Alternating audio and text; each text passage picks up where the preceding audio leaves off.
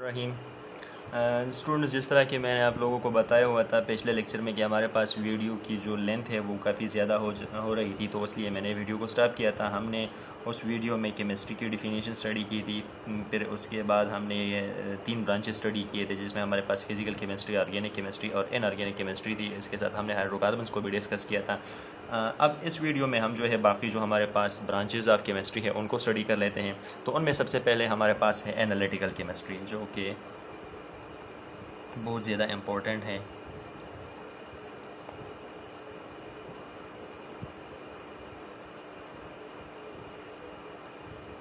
Analytical chemistry की definition समझने से पहले मैं आपको और 2 चीज़ें समझाना चाहता हूँ, जिनमें हमारे पास एक है क्वांटिटेटिव एनालिसिस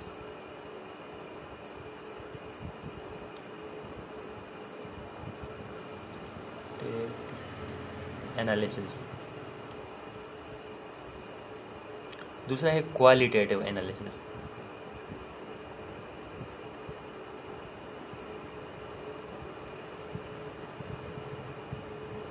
अच्छा, क्वांटिटेटिव एनालिसिस क्या है और क्वालिटेटिव एनालिसिस क्या है, बहुत ज़्यादा इंपॉर्टेंट चीज़ें हैं।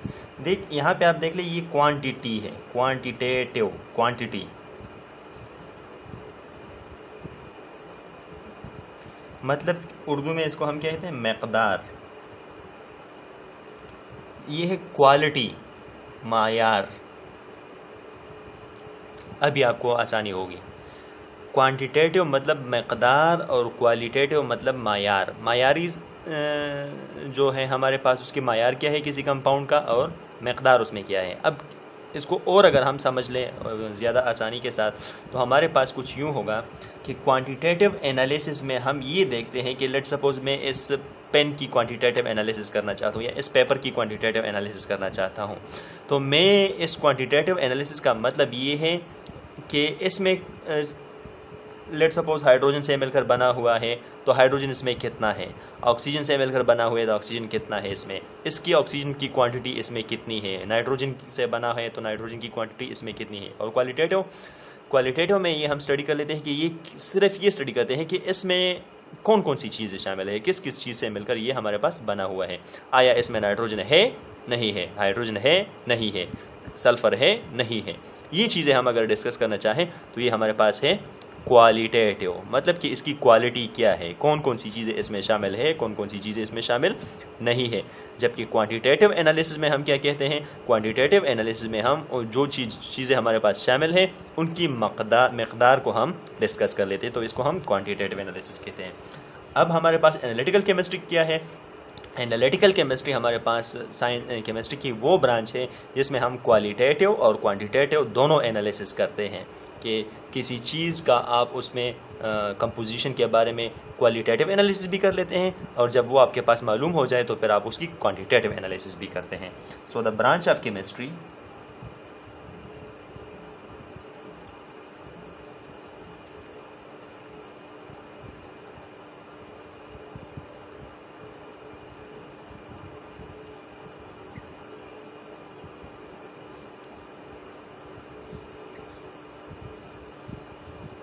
in which we study qualitative and quantitative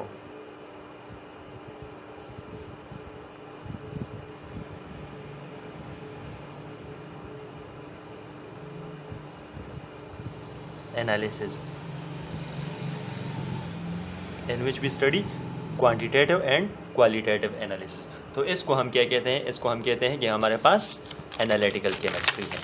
अच्छा, इससे आगे हमारे पास आ जाता है न्यूक्लियर केमिस्ट्री है, बायो केमिस्ट्री है, इंडस्ट्रियल केमिस्ट्री है। ये तीन ब्रांचेस हमारे पास बच जाती हैं। तो बायो केमिस्ट्री की अगर हम बात कर लें,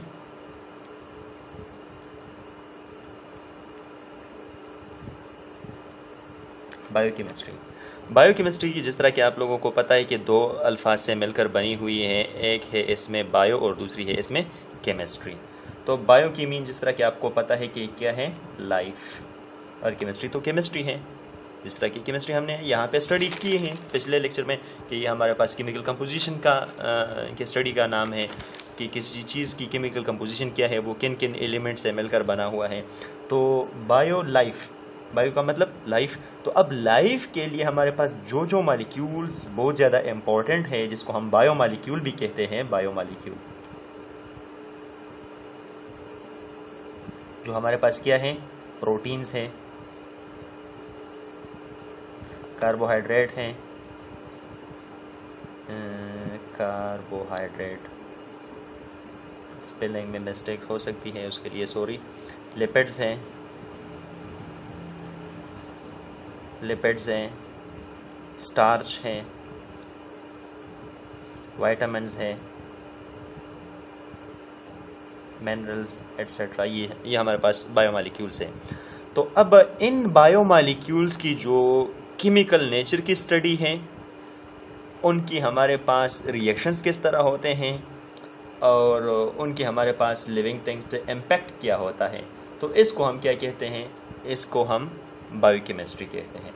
biochemistry is the branch of chemistry which deal with the study of synthesis and decomposition of biomolecule, कि जिसमें हमारे पास ये बायोमॉलिक्यूल इनकी सिंथेसिस होती है कि बॉडी के अंदर ये बनते किस तरह हैं, या डिकम्पोजिशन इनकी किस तरह होती है। आप स्टार्च खाते हैं, ग्लूकोज आप खाते हैं, तो उनकी डिकम्पोजिशन किस तरह होती है, वो बॉडी का हिस्सा किस तरह बनते हैं। And their reactions which occur in the body in the living organisms. आई समझ कि ये हमारे पास साइंस की वो ब्रांच है, the branch of chemistry in which we study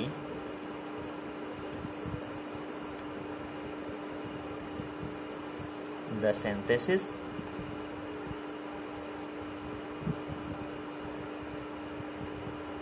and decomposition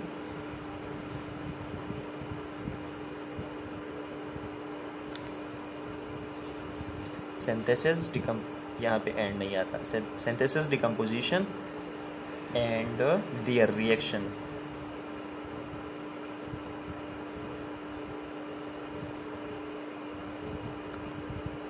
reaction of biomolecules.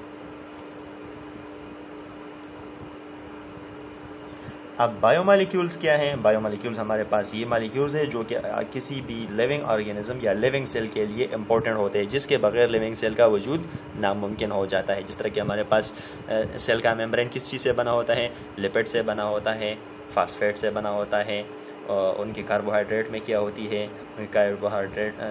उनके साइटोप्लाज्म में क्या होता है, कार्बोहाइड्रेट्स होते हैं, प्रोटीन्स होते हैं, डिफरेंट चीज़ें होती है, स्टार्च हो सकता है।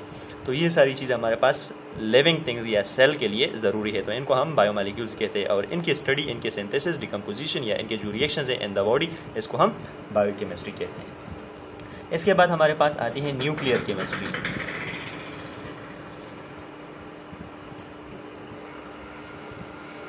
न्यूक्लियर केमिस्ट्री, न्यूक्लियर जिस तरह के आपके नाम से जाहिर होता है कि समथिंग रिलेटेड टू न्यूक्लियस, तो न्यूक्लियर हमारे पास वो केमिस्ट्री है, the branch of chemistry which deal with the study of the changes occurring in the nucleus of an atom along with emission और absorption of radiation is called nuclear chemistry.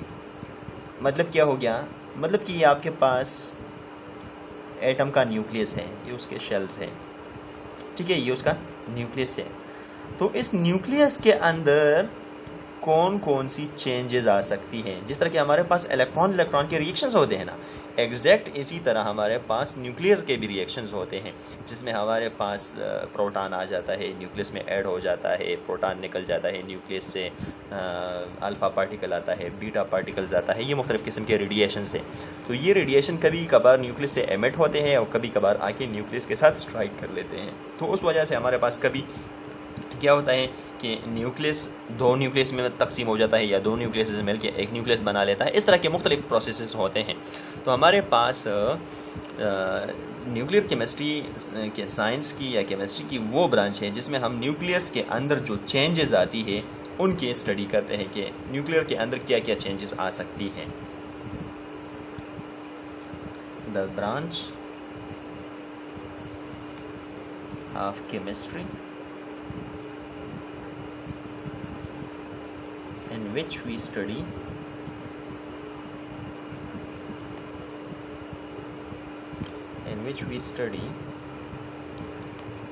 changes occurring inside nucleus.